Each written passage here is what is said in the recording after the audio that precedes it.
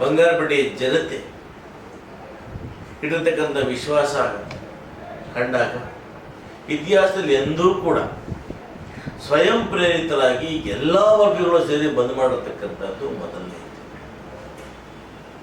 ಆಮೇಲೆ ಬೆಳಿಗ್ಗೆ ನನಗೆ ಆ ದೂರವಾಣಿ ಸಂಪರ್ಕದಲ್ಲಿ ಪೊಲೀಸ್ ಅಧಿಕಾರಿಗಳು ಮಾತಾಡಿದಾಗ ಹೇಳಿದೆ, ಅವ್ರಿಗೂ ಕಾರ್ಯಕರ್ತರು ಬಂದ್ ಮಾಡ್ತಾ ಇದ್ದಾರೆ, ಯಾವುದೇ ಕಾರಣಕ್ಕೂ ಕೂಡ ಸಾರಿಗೆ ವ್ಯವಸ್ಥೆಯನ್ನು ಬಂದ್ ಮಾಡೋದಕ್ಕೆ ಬಿಡಬೇಡಿ.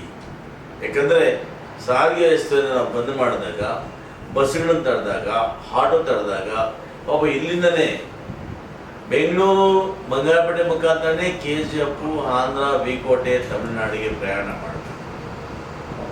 ನಾವು ಒಂದು ವೇಳೆ ಬಂಗಾರಪೇಟೆ ತಡೆದರೆ ಎಲ್ಲರೂ ತೊಂದರೆ ಆಗ್ತದೆ. ಅದಕ್ಕೆ ಪೊಲೀಸ್ ನಾನು ಮನವಿ ಮಾಡಿದ್ದೆ, ಯಾವುದೇ ಕಾರಣ ಕೂಡ ಟ್ರಾಫಿಕನ್ನು ಬಂದ್ ಮಾಡಲಿಕ್ಕೆ ಬಿಡಬೇಡಿ, ಯಥಾವತ್ತಾಗಿ ಟ್ರಾಫಿಕ್ ಇದೆ ಅನ್ನೋ ಮಾತನ್ನು ಹೇಳಿದ್ದೆ. ಕಾರ್ಯಕರ್ತರು ಕೂಡ ನೋವಾಗಿದೆ, ಬೇಸರ ಆಗಿದೆ.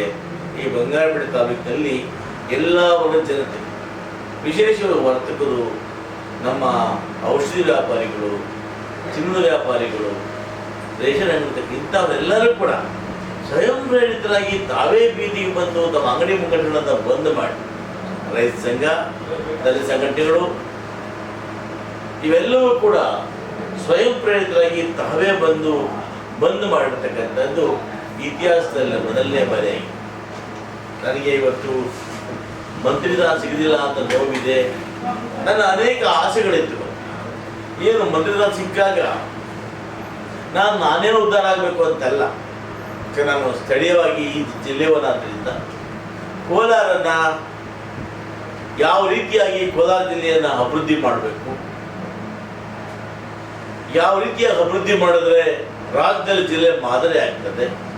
ಇದರಿಂದ ಆಕ್ರೋಶಗೊಂಡಂಥ ಕೋಲಾರ ಚಿಕ್ಕಬಳ್ಳಾಪುರ ಜಿಲ್ಲೆಯ ಜನತೆ ಪ್ರತಿ ತಾಲೂಕಿನಲ್ಲೂ ಕೂಡ ಬಂದ್ಗಳನ್ನು ಮಾಡ್ತಾ ಇರ್ತಕ್ಕಂಥದ್ದು, ರಸ್ತೆ ತಡೆ, ಆಕ್ರೋಶ ವ್ಯಕ್ತಪಡಿಸ್ತಕ್ಕಂಥದ್ದು ಇವೆಲ್ಲವನ್ನು ಕೂಡ ಮಾಡ್ತಾ ಇದ್ದಾರೆ. ಇವತ್ತು ಈ ನಿಟ್ಟಿನಲ್ಲಿ ಬಂಗಾರಪೇಟೆಯಲ್ಲಿ ಒಂದು ಬಂದನ್ನು ಆಚರಣೆ ಮಾಡ್ತಾರೆ. ಬಹುಶಃ ಬಂದನ್ನು ಆಚರಣೆ ಸಂದರ್ಭದಲ್ಲಿ ಎಲ್ಲರೂ ಸಹಕಾರ ಕೊಟ್ಟು ಎಲ್ಲ ವರ್ಗ, ಜಾತಿ, ಮತ, ಭೇದ ಎಲ್ಲ ಇಲ್ಲದೆ ಸ್ವಯಂ ಪ್ರೇರಿತರಾಗಿ ಬಂದ್ ಮಾಡಿದ್ದಾರೆ. ಹಂಗಾಗಿ ಬಂಗಾರಪೇಟೆ ವರ್ತಕ ಸಂಘ, ರೈತ ಸಂಘ, ದಲಿತ ಸಂಘಟನೆಗಳು ಮತ್ತು ಕಾಂಗ್ರೆಸ್ ಮುಖಂಡರುಗಳು ಎಲ್ಲ ಅವರ ಜನತೆಗೆ ನಾನು ಆಭಾರಿಯಾಗಿದ್ದೇನೆ. ನಾನು ಇನ್ನಷ್ಟು ನಿಮ್ಮ ಕೂಡ ಅಧಿಕಾರ ಮುಖ್ಯ ಅಲ್ಲ, ನಿಮ್ಮ ಸೇವೆ ಮುಖ್ಯ, ಅಭಿವೃದ್ಧಿ ಮುಖ್ಯ. ಸದಾಕಾಲ ನಿಮ್ಮೊಟ್ಟಿಗಿರ್ತೇನೆ. ನೀವೇನು ಕನಸು ಕಂಡಿದ್ರಿ ಆ ಕನಸಿನ ಬಂಗಾರಪೇಟೆ ಕೋಲಾರ ಜಿಲ್ಲೆಯನ್ನು ರೂಪಿಸೋದಕ್ಕೆ ನಾವೆಲ್ಲ ಕೂಡ ಶಾಸಕ ಮಿತ್ರರು ಒಗ್ಗಟ್ಟಾಗಿ ಶ್ರಮಿಸಿ ಇವತ್ತೇನು ನಮಗೆ ಉಸ್ತುವಾರಿಯಾಗಿ ಗೌರವಾದ ರಾಮಲಿಂಗಾರೆಡ್ಡಿ ಸಾಹೇಬರನ್ನು ಕೊಟ್ಟಿದ್ದಾರೆ, ಅವರೊಟ್ಟಿಗೆ ನಾವೆಲ್ಲ ಇದ್ದು ಅವರನ್ನು ಕೈಯನ್ನು ಬಲಪಡಿಸಿ ಈ ಜನರ ಸೇವೆಯನ್ನು ಮಾಡ್ತೇವೆ ಅನ್ನೋ ಮಾತನ್ನು ಹೇಳ್ತಾ, ಇವತ್ತು ಬಂದಿಗೆ ಸಹಕಾರ ಕೊಟ್ಟಂಥ ಸಮಗ್ರರಿಗೂ ಮತ್ತು ಎಲ್ಲ ಮುಖಂಡರಿಗೂ ಮತ್ತೊಮ್ಮೆ ದಲಿತ ಸಂಘಟನೆಗಳು, ರೈತ ಸಂಘಟನೆಗಳು, ನಾನು ಇದು ರಾಜಕೀಯವಾಗಿ BJP ಪಾರ್ಟಿಯವರು ಏನು ಬೇಕು ಹೇಳ್ತಾರೆ. ನಿಜ, ನಾನು ಸಿದ್ದರಾಮಯ್ಯ ಆಪ್ತನೂ ನಿಜ, ಕಾಂಗ್ರೆಸ್ನ ಸಕ್ರಿಯ ಕಾರ್ಯಕರ್ತನೂ ನಿಜ, ಕಾಂಗ್ರೆಸ್ನ ಕಟ್ಟಾಳು ನಿಜ, ಇವೆಲ್ಲವೂ ನಿಜ. ಹಾಗಿದ್ದ DK ಶಿವಕುಮಾರ್ ವಿರೋಧಿ ಅಲ್ಲ. ನಾನು DK ಶಿವಕುಮಾರ್ ಅವರು ನಮ್ಮ ರಾಜ್ಯಾಧ್ಯಕ್ಷರಾಗಿದ್ದಂಥವರು, DCM ಆಗಿದ್ದಂಥವರು. ನಾನು ಅವ್ರ ವಿರೋಧಿನೂ ಅಲ್ಲ. ಆದರೆ ಮುಖ್ಯಮಂತ್ರಿಗಳು ಸಿದ್ದರಾಮಯ್ಯನಾದ್ದರಿಂದ ಅವರ ಒಂದು ಪಾಳ್ಯದಲ್ಲಿ ಹೆಚ್ಚಾಗಿ ಗುರುತಿಸ್ಕೊಂಡಿದ್ವಿ. ಬಹುಶಃ ಅದು ಎಲ್ಲೋ ಒಂದು ಕಡೆ ನನ್ನ ಇದು ಅಧಿಕಾರಕ್ಕೆ ಮುಳುವಾಗಿರ್ಬೋದು ಅಂತ ನನ್ನ ಭಾವನೆ ಇದೆ. ಕಡೆಗಳಿಗೆಯಲ್ಲಿ ಕೂಡ ನಮ್ಮ ಗುರುಗಳಾಗಿರ್ತಕ್ಕಂಥ ಸಿದ್ದರಾಮಣ್ಣವರು ಕೂಡ ನನ್ನ ಕೈ ಬಿಟ್ಬಿಟ್ರು ಅನ್ನೋ ಒಂದು ನೋವು ಕೂಡ ನನಗಿದೆ. ನನ್ನ ನೋವು ಬಿಟ್ಟು ಅವರು ಆ ಮಳವಳ್ಳಿ ನರೇಂದ್ರ ಸ್ವಾಮಿಯವರಿಗೆ ಎಲ್ಲೋ ಒಂದು ಕಡೆ ಒತ್ತು ಕೊಟ್ಟರೆ ಅನ್ನೋ ಒಂದು ಭಾವನೆ ನನ್ನಲ್ಲಿದೆ. ಮತ್ತು ಮಂಡ್ಯ ಜಿಲ್ಲೆಗೆ 2 ಸ್ಥಾನ ಕೊಡೋ ಅಗತ್ಯ ಇರಲಿಲ್ಲ.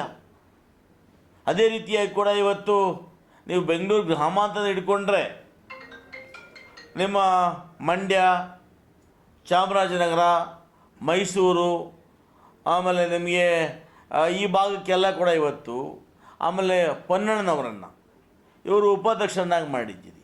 ಇಷ್ಟೆಲ್ಲ ಮಾಡಿ ಒಂದು ಭಾಗಕ್ಕೆ ನೀವು 5 ಮಂತ್ರಿಗಳು, ಒಬ್ಬ ಮುಖ್ಯಮಂತ್ರಿಯನ್ನು ತಗೊಂಡಿದ್ದೀರಿ. ಇದರ ಅಗತ್ಯತೆ ಇತ್ತೇ ನಿಮಗೆ? ಇದ್ರ ಬದಲಾಗಿ ನಮಗೊಂದು ಮಂತ್ರಿ ಕೊಡಬೇಕಾಗಿತ್ತಲ್ಲ 2 ಜಿಲ್ಲೆಗೆ. ನೀವು ಒಂದೇ ಭಾಗದಲ್ಲಿ ಮುಖ್ಯಮಂತ್ರಿ ಇದ್ದುಕೊಂಡೂ ಕೂಡ ನೀವು ಇನ್ನೊಬ್ಬ ಒಂದು ಜಿಲ್ಲೆಗೆ ಇಬ್ಬರು ಮಂತ್ರಿಗಳನ್ನು ಮಾಡ್ತಕ್ಕಂಥದ್ದು ಎಷ್ಟು ಮಟ್ಟಿಗೆ ಸರಿ?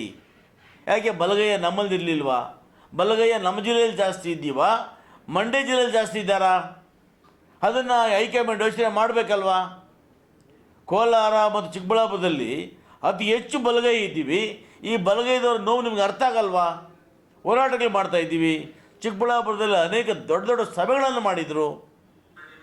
ಹೈಕಮಾಂಡ್ ನಮ್ಮ ನೋವು ಅರ್ಥ ಆಗಲ್ವಾ? ಯಾಕೆ ಬಂಗಾರಪೇಟೆಗೆ ಅಥವಾ ಈ ಕೋಲಾರ ಜಿಲ್ಲೆಗೆ ಬಲಗೈ ಧ್ವಂಸ ಇರೋ ಕಡೆ ಒಂದು ಬಲಗೈ ಅವಕಾಶ ಕೊಡ್ಬೋದಾಗಿತ್ತಲ್ಲ? ಇದು ನಮ್ಮ ನೋವಿದೆ. ನಮಗೆ ಈ ಶಾಸಕರು ಕೊಟ್ಟಿದ್ದ ಬೋರ್ಡ್ಗಳನ್ನು ಈಗಲೇ ಸಿದ್ದರಾಮಯ್ಯ ಇದ್ದಾಗಲೇ ಮತ್ತೆ 2 ವರ್ಷಕ್ಕೆ ಮುಂದುವರಿಸಿದರು. ನನಗಿರೋ ಮಾಹಿತಿ ಮುಂದುವರಿಸಿ ಆದೇಶ ಕೊಟ್ಟಿದ್ದಾರೆ ನಮಗೆಲ್ಲ ಕೂಡ. ಒಂದು ವೇಳೆ ಬೋರ್ಡ್ ಬೇಕು ಅಂತ ಧಾರಾಳ ವಾಪಸ್ ಕೊಡ್ತೀವಿ, ನಮ್ಮದೇನು ಅಭ್ಯಂತರ ಇಲ್ಲ. ಆ ಬೋರ್ಡ್ ಇಟ್ಕೊಂಡು ಬೋರ್ಡ್ ಹಾಕ್ಕೊಂಡು ಏನು ಮಾಡೋದೇನಿದೆ? ಒಂದು ವೇಳೆ ವಾಪಸ್ ಕೇಳಿದ್ರೆ ಬೋರ್ಡ್ ಕೊಡೋದಕ್ಕೆ ನಾವು ತಯಾರಾಗಿದ್ದೇವೆ.